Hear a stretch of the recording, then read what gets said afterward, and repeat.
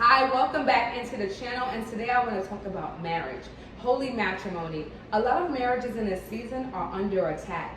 Marriages are always under attack because this is something that God has ordained for the family unit from the beginning.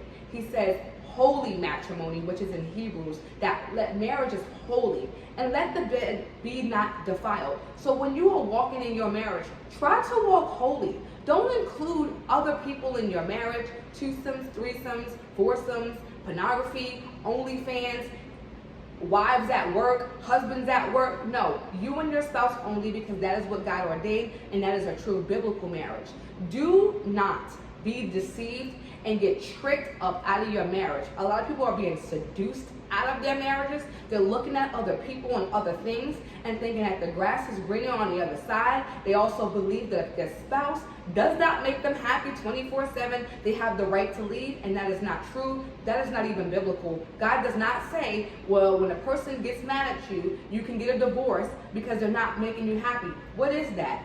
Number one, your spouse's job is not to make you happy, and they're not going to fulfill you. That is a lie from the pit of hell. I used to think the same thing. You know, if I got married to my husband, I would think that he's going to make everything okay. No, he is not. He is not God. He is not a genie. He has his own issues, his own things that he's battling, and I was putting too much on him. He was not called to make me happy. That is not your spouse's job. So if you're thinking, oh, well, this person's not making me happy no more, I hate to tell you that that is not a reason to get a divorce. And sometimes you will go through a season where you are unhappy in your marriage.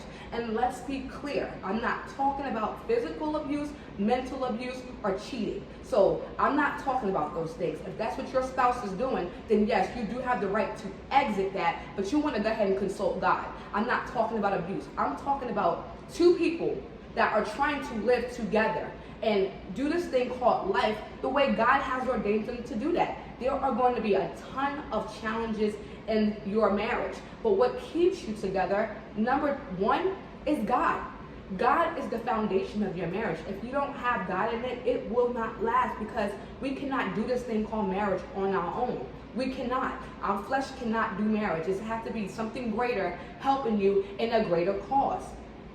So I want to encourage you to keep going in your marriage. If you feel weak, you're feeling tempted, first go to your spouse and communicate with them. Let them know how you are feeling, because a lot of marriages, I feel, are lacking because we don't communicate effectively with each other. We can communicate with everybody else, but when it comes to our spouse, we do a terrible job.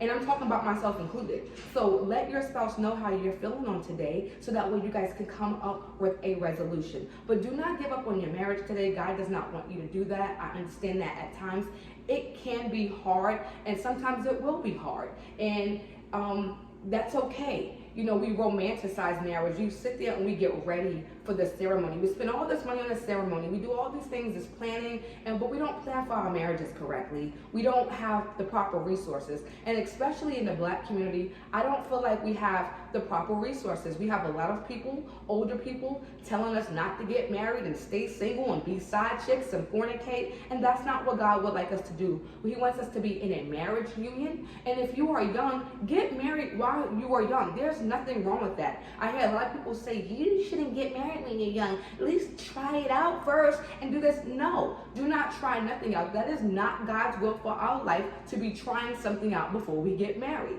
This is what ruins marriage. When we have so many partners before marriage, it's hard for us to settle down because we're constantly comparing and contrasting from the last person. But if we would have gotten married first, you know, before we did anything, we wouldn't have that outlook. So I hope this video was helpful. Do not give up on your marriage today, because that is exactly what the enemy wants you to do. He wants a lot of us to be divorced, because when we are divorced and you have children, it affects your kids in such a mighty way. Not only affecting your kids in a mighty way, but it makes them have a negative outlook on marriage because they've never seen their parents stay together. I come from a long line of people who get divorced. They don't even stay together. So does my husband. So we've never seen a positive marriage. So we're trying to create a positive marriage in the best way that we can.